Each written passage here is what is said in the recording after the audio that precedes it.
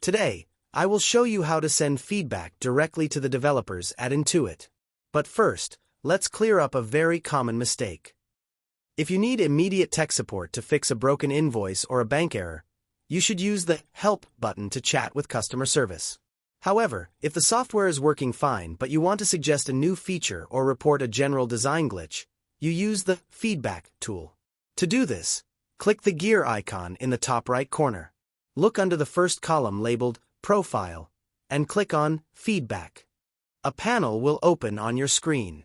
This goes directly to the product development team. Be as specific as possible. For example, tell them exactly what new button you want, or what screen is loading too slowly for you. Once you type your message, just click Next. Intuit actually uses this data to plan their next software updates. Subscribe for more straight-to-the-point tutorials, and I will see you in the next video.